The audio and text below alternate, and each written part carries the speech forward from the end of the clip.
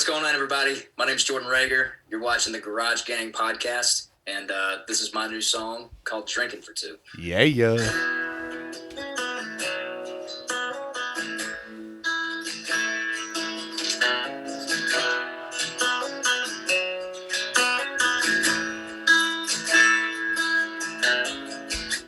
Been coming in here a lot these days.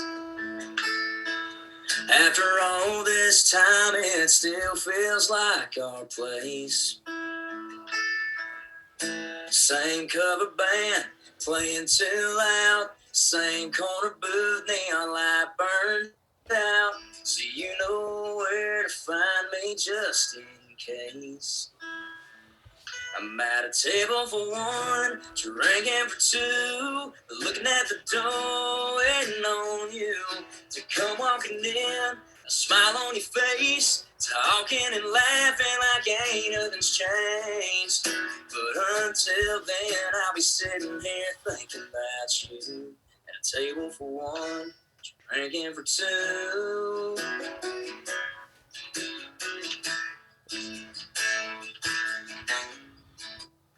Way better ways to spend my time. If you ask my friends, they'd swear I lost my mind. 'Cause there ain't a drink and there ain't a song or somebody new that's gonna help me move on. So if you need me like I need you tonight, you can find me at a table for one, drinking for two, looking at the door, waiting on you to come walking in, a smile on your face, talking and laughing like ain't nothing's changed. But until then, I'll be sitting here thinking about you at a table for one and drinking for two. Yeah.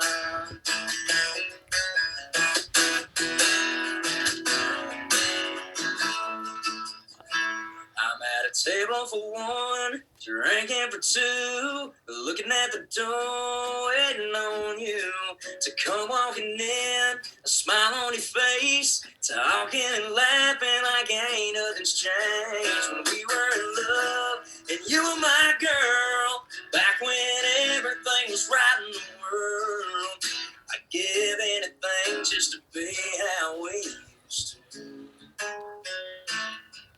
Oh, but until then, I'll be sitting here thinking about you at a table for one, drinking for two. I'm at a table for one and drinking for two.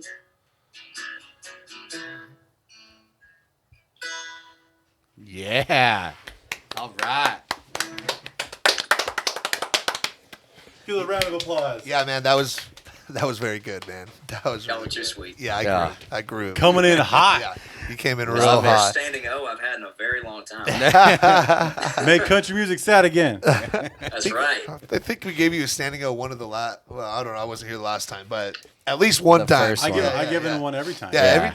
Honestly, anytime anyone like gets down, I'm always like, If you're willing to come on our podcast and sing to us, you get a best standing believe O, you're getting baby. a standing You get a O. standing O. Yeah, man. Dude, so last time we talked to you, you were just getting ready to release Memories, and as far as we knew, it was just Memories. So that was definitely a surprise when Drinkin For Two came out. I was so hyped because that was definitely one of my favorites that you sing. Like, what made you decide to release that one too?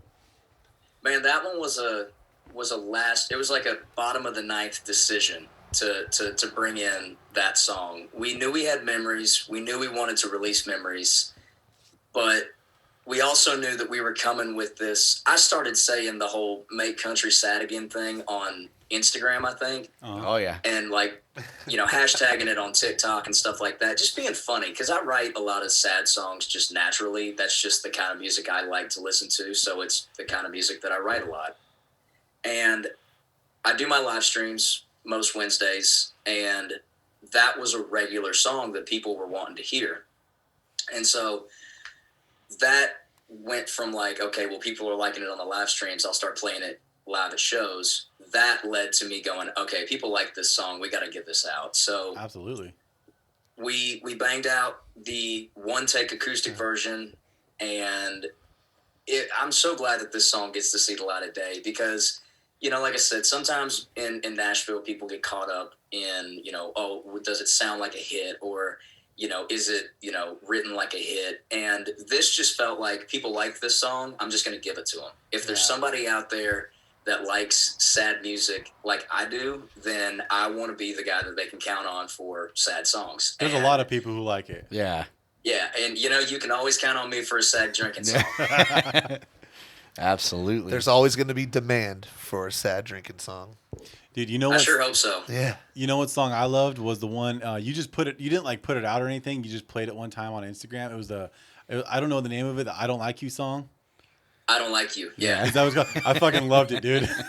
Thank you, man. Yeah, it's funny. That song, I wrote that in like May or June of this year, and it was with Matt McKinney, who also wrote the world famous Trey Lewis hit "Dick Down in Dallas." Oh, that's classic. Shit. Yeah. Yeah, and our buddy Jeb Gibson was also there that day, and he was helping us write this song. And Matt came in with this idea about this bartender that had pissed him off. Uh-huh.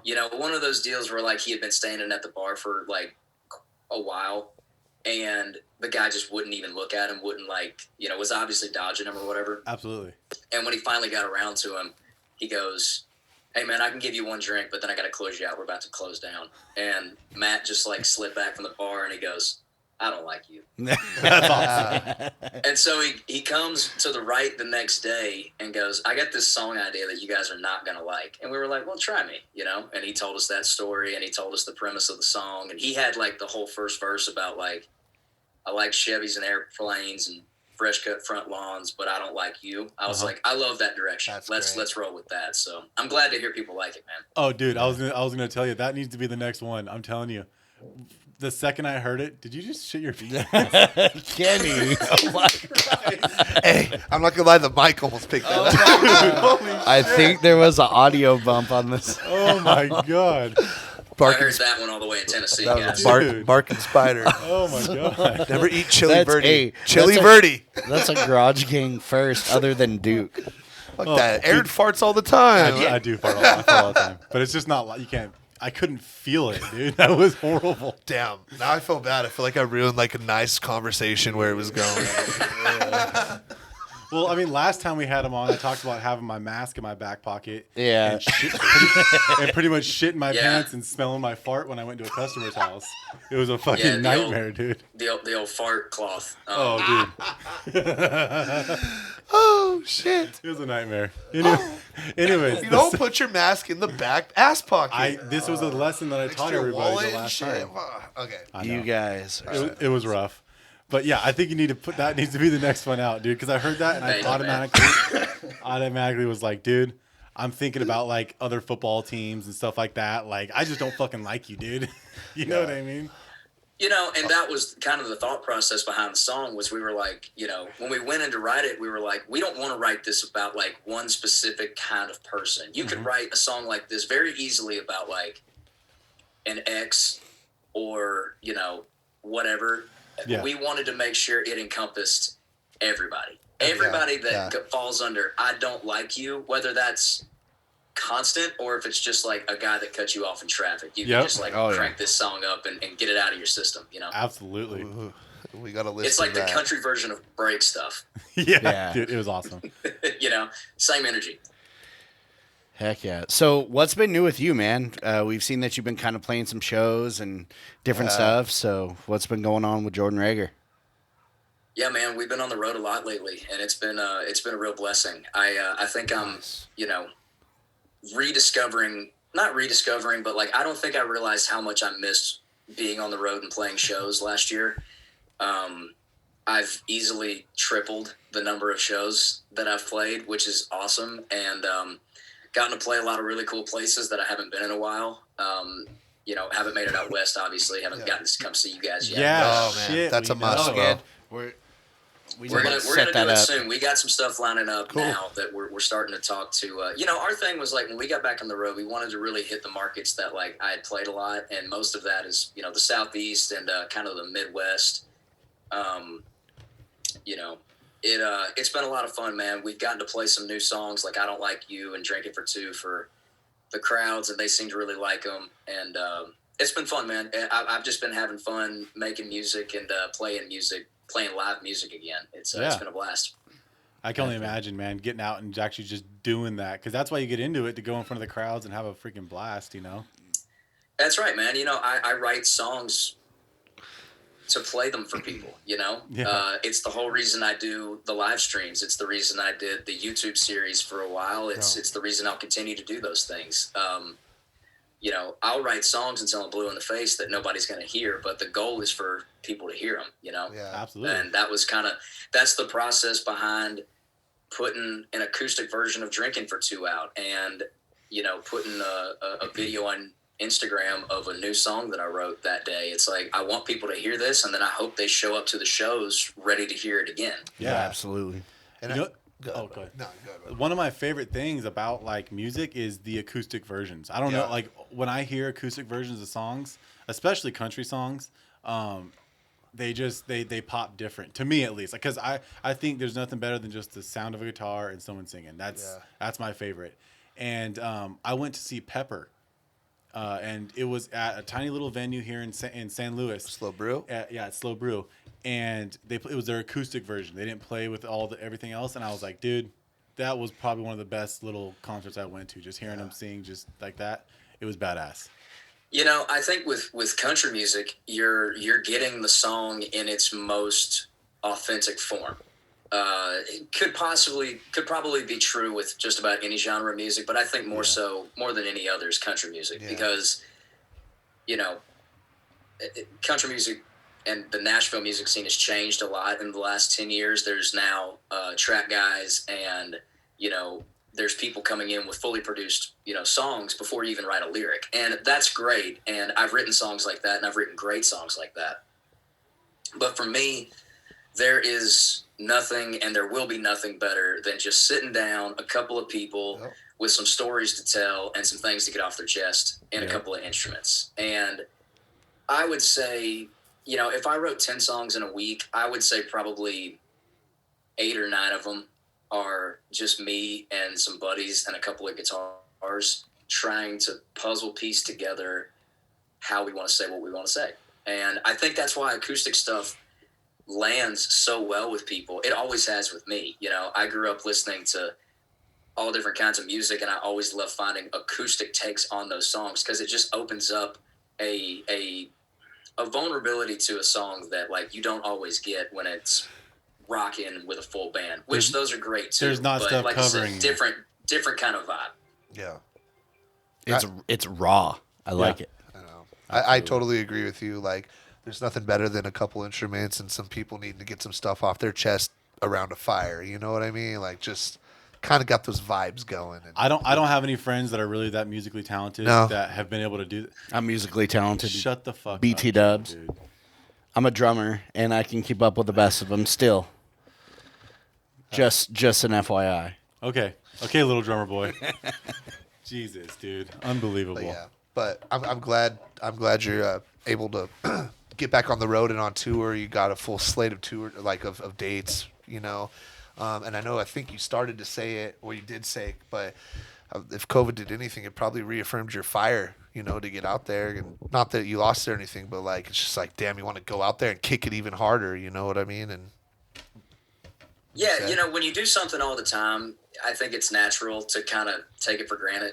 Yeah. Or think that maybe not lose your fire for it, but just kind of start to think about it as a job. Music is the greatest job in the world, as far as I'm concerned. I'm literally living my dream every morning. I wake up. I get paid to create music. That's the greatest job on the planet. Yeah. But at the same time, like I just said, the whole reason for creating that music is to play it for people. And, a lot of artists and a lot of singers and a lot of songwriters talk a lot of shit about how like, oh, well, if I couldn't, play shows anymore, or if I couldn't, like, do the artist thing anymore, I think I'd be okay with writing songs. Basically, last year I learned that that's not true for me. Right. I love writing songs. I love telling stories. It's the whole reason that I started playing music in the first place. But because of that love for writing songs, I found a love for performing and for playing those songs for people. For me, they go hand in hand. And when you're in the music industry, you get beat down sometimes, and you have tough days, and you have days that you're asking yourself, why am I doing this? What am I doing this for? Nobody cares. But all that goes away when you walk into a room of people that are there to see you play your songs. Yeah. That's the rewarding part for all the other garbage. And I think that was what was the hardest for last year was we didn't have that reward. We didn't have that release of like, oh, this is why we do it. Right. We didn't have somebody walking up to us telling us how much our music means to them. That keeps us going.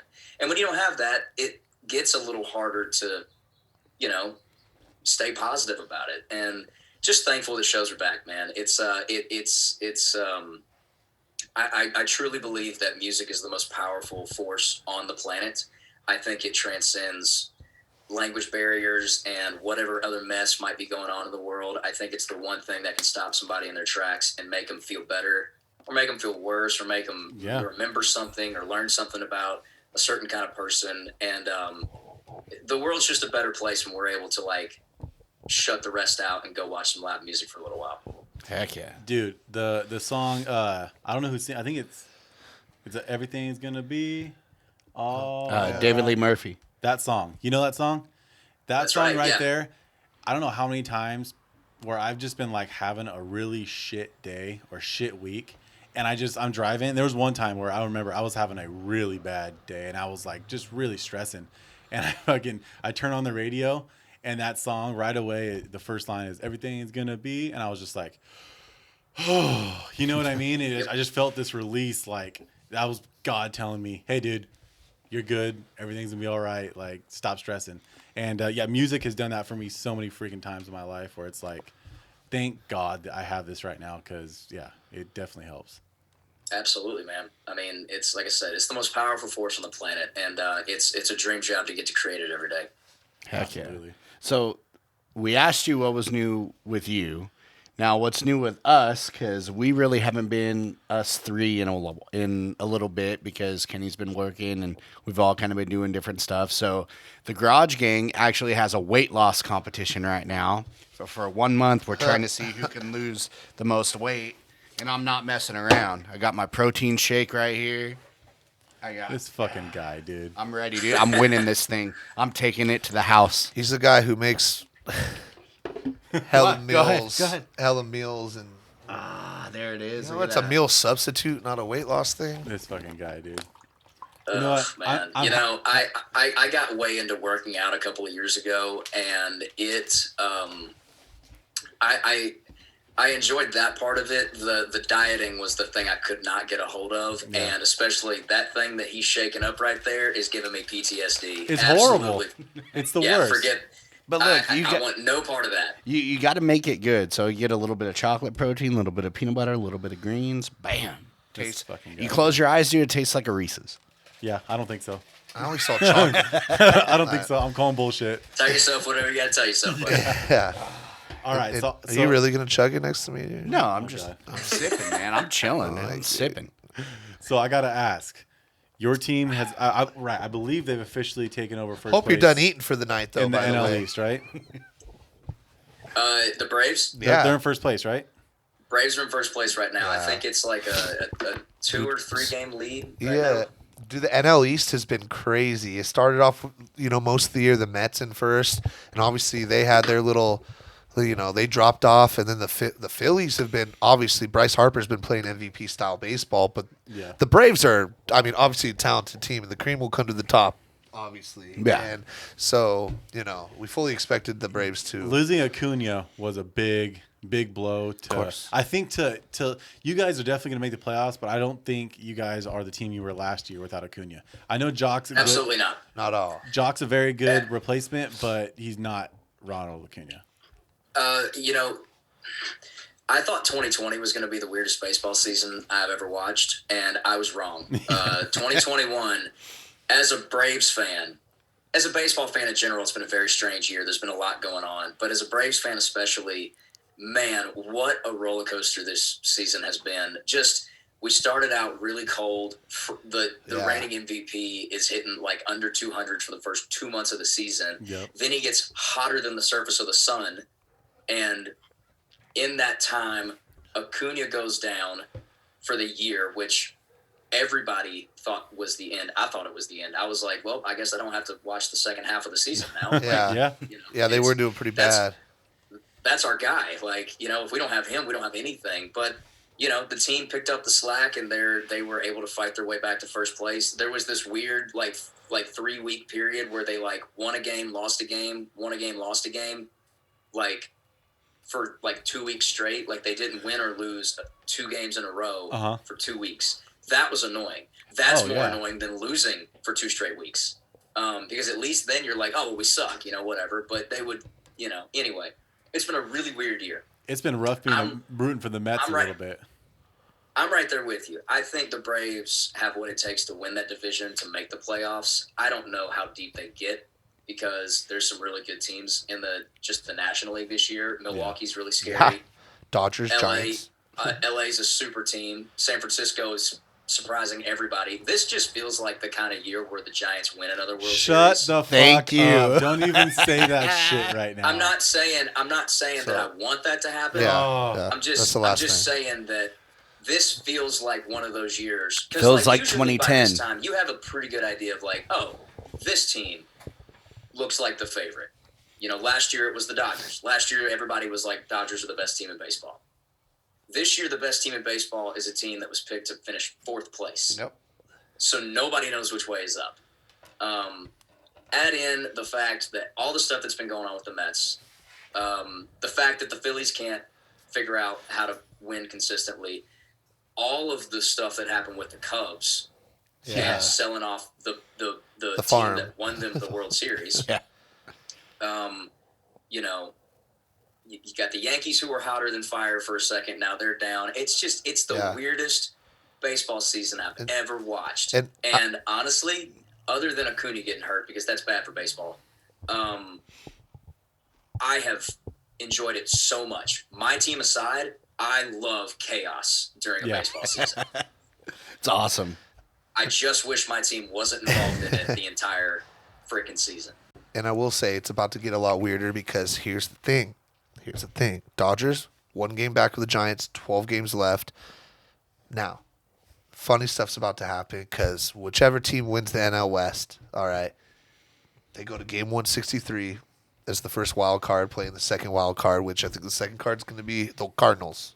It's looking like it. And we could have a 106-game winner come down to 1 game. Yep. And they're 18 games ahead of the next wild card position. It comes down to 1 game. Anything could happen in 1 game. Well, I can tell you right now, you guys don't want the Cardinals. No, we don't want the Cardinals. And if I were you, I wouldn't either. So anytime, anywhere. Yeah. Our anyplace. track record against the Cardinals is definitely better than yours. well, yeah. You know what's funny? No one gives a shit. Yeah. No, it's funny, dude. You better fucking hope you win the fucking NL West, bucko. Well, no, you better hope we don't play you in the I playoffs. fucking swear, dude. You just pissed me the fuck off. I'm just looking at you right now, dude. I love it. I know. I love it. I love it right now. But like I said, it's about to get real funky. We know something's going to happen, and it's 106 team win team is going to come down to 1 game, and anything could happen in 1 game. Let's just put it right there. Dodgers Whether it's will- the Giants or the Dodgers. Dodgers will win the NL West by 3 games. Yeah. So Y'all are gonna lose to the But I will Padres. say I'm Hold super on. impressed. Whoa. I heard a hot take. We need to address that. No. You said 3 games. 3 games. No. And 12 games left. There's only 12. 12 games left. You're goddamn right, I do. They got to play the Padres, who are fighting for their lives. They will lose a couple. Padres before are it gets trash hot. now. Yeah. Watch. I'll be honest with you. I think the Padres are done. I don't foresee them Stick a making the fork in playoffs at this point. Look, it was all with the players they have. The young team, the more flamboyant team. It was all good when the ship was sailing right, when the ship was sailing smooth. But guess what? You see what's happening when they hit some rough water. It's it wasn't so much imploding, but yeah, things have stacked on each other, the domino effect, and a little losing streak has gone into a month of bad baseball, and now team is kind of. I'm gonna say the guys, Giants. Did you guys see the thing where Machado was yelling at? Oh, yeah. Yeah. But Oh, yeah. that was good. I thought that wasn't bad. But hear me out, and I'm not saying anything about anybody because I obviously don't know any of these people Yeah. personally. But what I do know about Manny Machado is that he's been through some shit in the league. He had the thing where he chucked the bat at Donaldson a couple of years ago. Yeah. Yeah, I remember that. He kicked the first baseman in the championship series a couple of years ago because he was mad. He's a hothead to say the least. Yeah. And when that guy is screaming at you about being selfish, Yeah.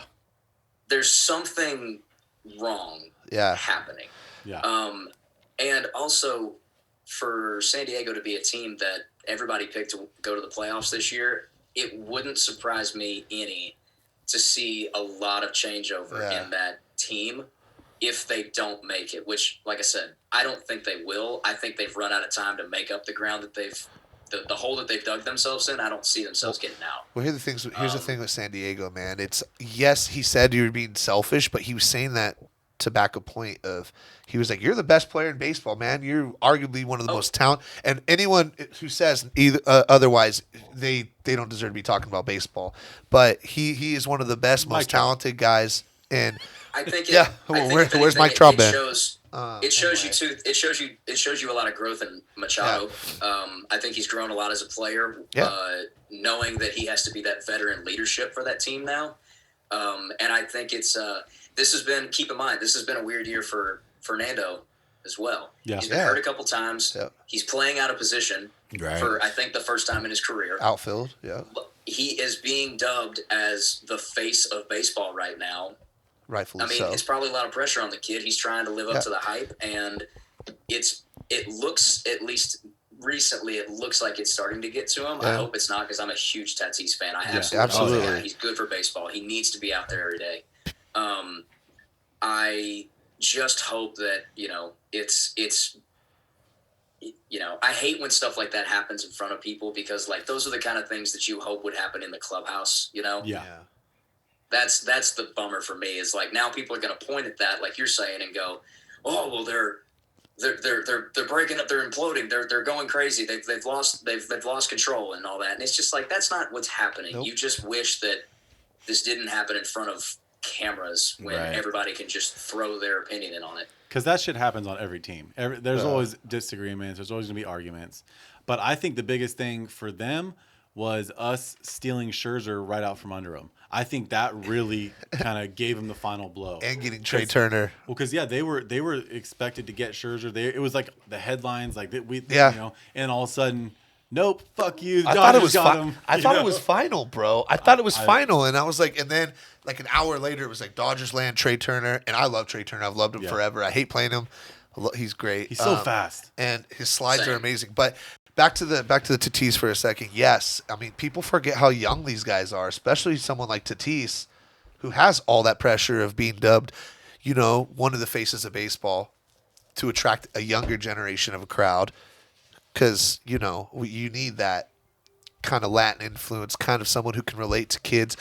Because baseball, it's been on the downfall, the decline, ratings-wise. They're trying to get new faces involved. And, you have the older generation that's going to watch, but it ain't bringing in new blood. And that's what keeps sports going upwards.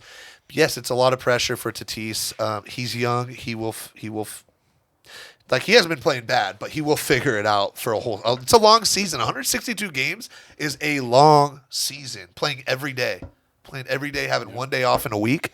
I mean, damn, dude, it's tough. It's tough. Yeah, and I wish baseball did a little bit of a better job of marketing these kids. That's where they fall. Could be like LeBron's or Kobe's or Brady's, like they have the potential for that. Yeah. Mike Trout is the best player walking this planet right now and has been unanimously for So at least the last decade, at the very least.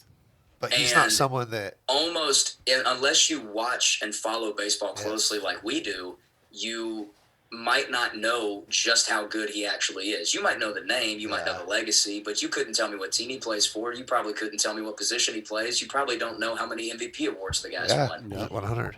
Tatis is kind of the same thing. It's like, you have a star who has a personality, and the thing I don't like is when that personality gets, tries to get smothered by, people that don't want the game to The unwritten rule guys. Point. By Tony La Russa. Remember, yeah. By Tony La Russa. I have my opinions on the Yeah. guy. Worse.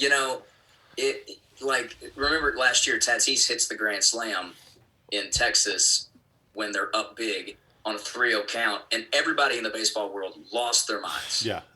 This is not that big a deal. No. The kid is doing his job. If you don't like getting beat 7-0, then don't be losing by 7-0. It's like, professional play better. ball. That's what it comes down to. Get a better pitcher. Yeah.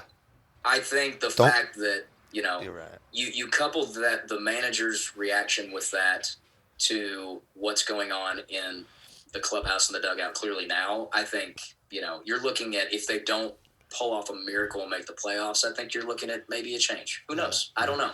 I'm not wishing for anything. I'm just speaking on what I've seen. Yeah. I hope they completely implode and they suck for the next stretch. Yeah. I'm going to tell you that right now. Hey, I do have to say, you said Trey Turner. Trey Turner's slides are my favorite thing about baseball. They're right best. now. They're like butter, dude. They are a thing of beauty. Yeah. Yeah. And Trey Turner is a Braves killer. He's so awesome, dude. I can't say enough how thankful I am that I don't have to play him 19 times now. I'm just happy he's on our team. Yeah, he's great. Trey Turner to you is Max Muncy to me, because he is a Giants killer. That guy hits a home run damn near every game he plays the Giants. Go get it out of the ocean, bitch. So about just real quick about that Tatis grand slam, I think they put in like their catcher or like shortstop guy to pitch. First of all, that's fucking disrespect. If that's going to be disrespect to hit a bomb on a 3-0 count, up 7 runs, you're pitching your shortstop. Yeah, I'm going to bomb it every time. He's throwing 78, 9 miles per hour, dude. Don't throw a 3-0 cookie That is down the disrespect to my hitters who are guess what, have bonuses, have salary that could be impacted by just one at bat and 1 RBI, 1 hit, 1 home run. That could make $500,000. Right. Incentive wise. Give me better. I want better. Everybody thinks it's hilarious when a position player comes in and strikes out another position player. Rizzo. It happened earlier this year with the Braves and Cubs. Yeah. The Braves were wrecking the Cubs. The game was over with. It's like the 8th or 9th inning. They're down by like a lot of runs. And Rizzo comes in to pitch. Rizzo strikes out Freddie Freeman. Everybody is all smiles and all happy and all like whatever. Like they should be, because it's fun. This is a game. It's supposed to be fun. But to an extent, a couple of weeks later, when the guy for the White Sox, Moncada? No. Mercedes. Mercedes. Yerminator hits the 3-0 off of a position player, and I mean, the ball still hasn't landed. He crushed it. Yeah. And everybody loses their minds. And they say, respect the game, don't swing, all this kind of stuff. Get out of here with that. Like, if you would have struck the guy out, it would have been absolutely hilarious. It would have been front page news, and everybody would have been happy about double it. standard, and it's cringe worthy, and that's the reason baseball is because of the generations before us who believe this unwritten rule bullshit. It's curmudgeons. It's crippling. It's crippling the game from growing and getting new faces. People want to play basketball. People want to play basketball. People want to play football because there's more exposure. It's popular. It's more popular amongst kids, and soccer's almost passing up. Goddamn. So, I will say though, I have a hot take that will get me in trouble, I'm sure. We love it.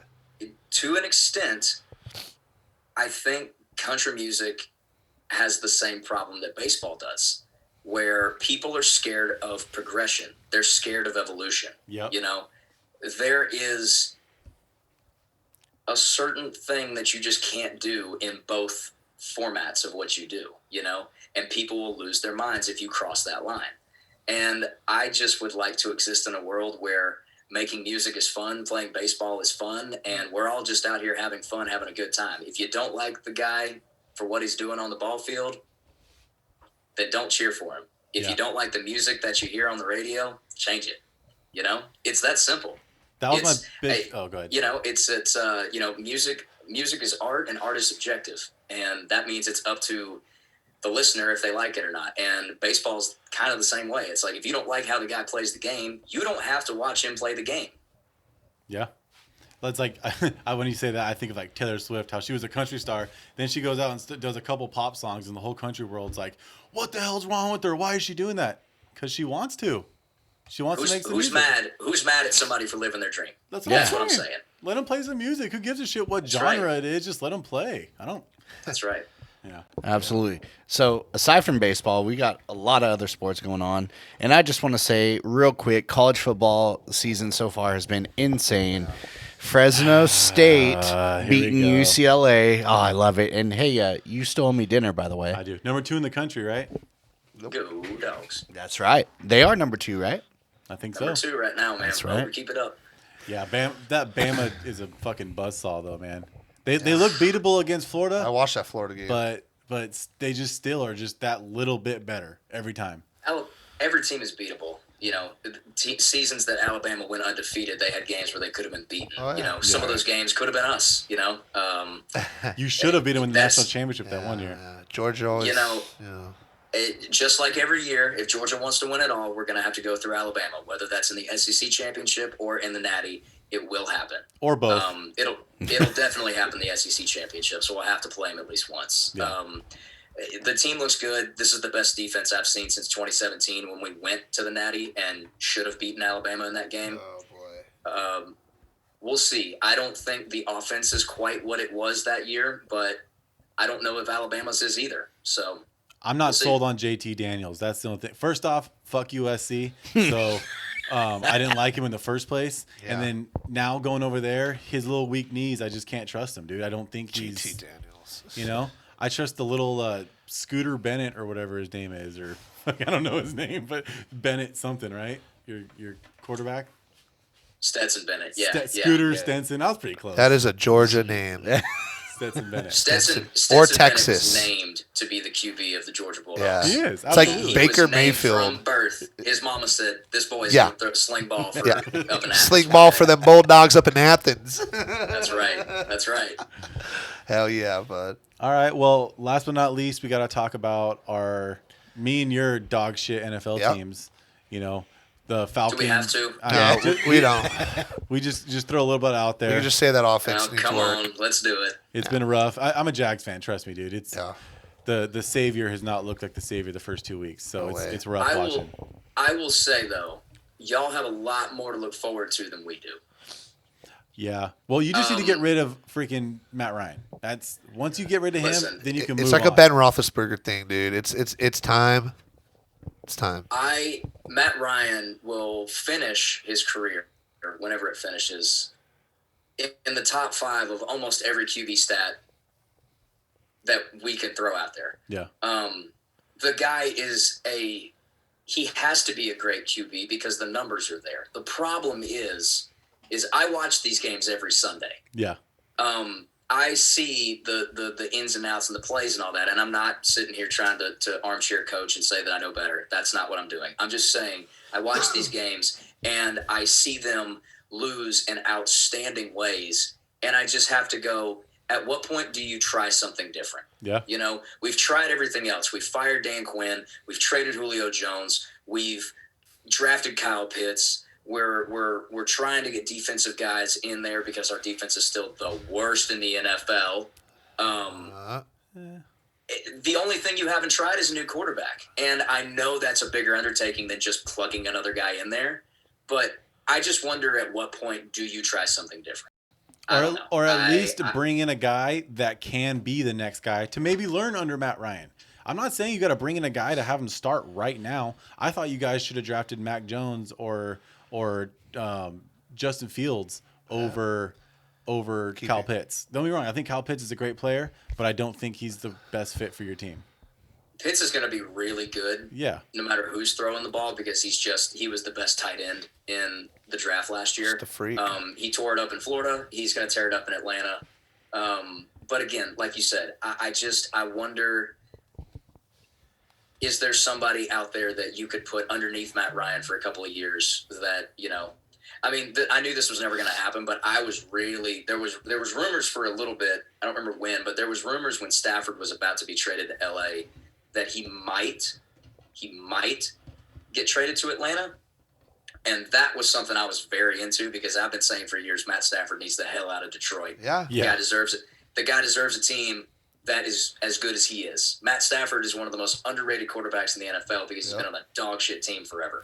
Dog shit organization. Yeah. So bad. Well, Culture of losing. So, we'll see, man. I don't know what the Falcons do next. I don't know what this season looks like. It doesn't look like it's going to be fun. Yeah. Especially not with Brady still doing what he's doing in the same division. Like, the division's not in the question. You're hoping for a wild card at this point.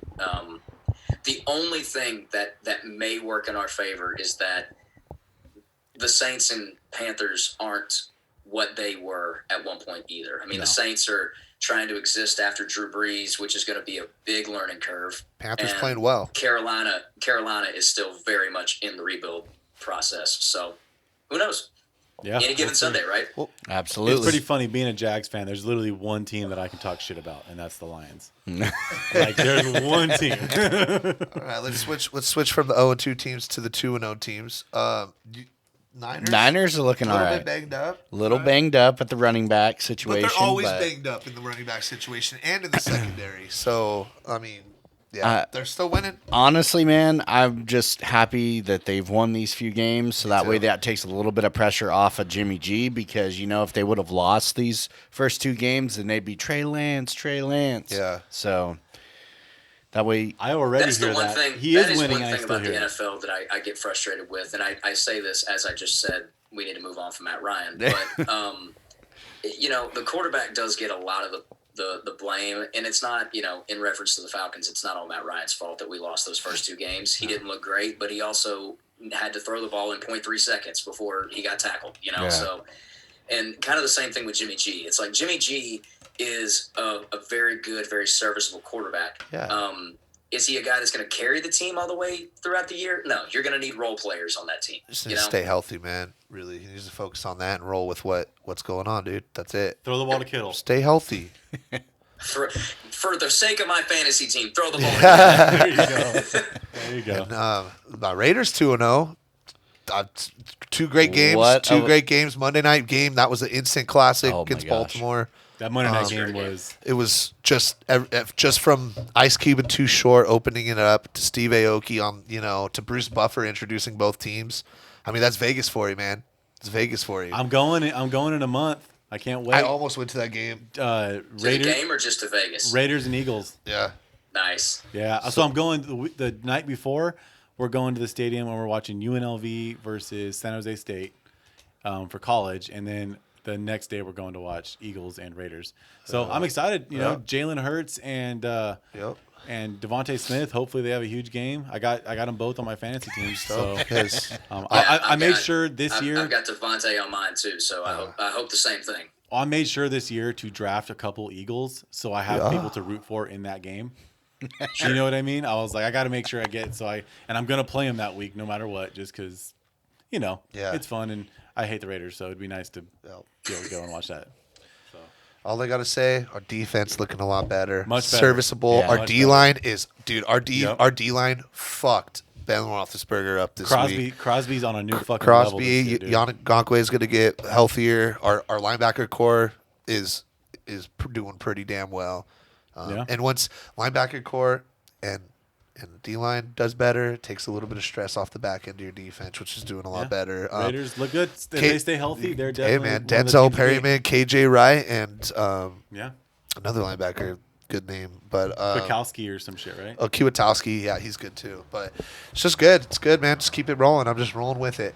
It's awesome. Derek looks great. Just keep it going. 2 weeks Just in, keep it looks going. like it's going to be a fun season. Yeah. heck yeah.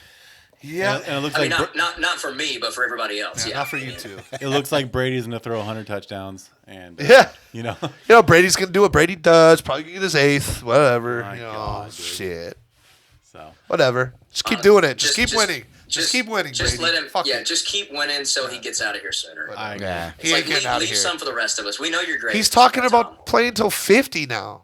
He's like, he was 45 8 years ago, and then he was like, dude, I don't see why any reason. Like, I got this. He's got such a good system going in his life. Well, it seems so stacked too. That team Yeah, is- well, it's great. I mean, it's great for them, man. It's tough to keep a Super Bowl winning team together, you know, after you win because everyone's gonna go get their new contracts.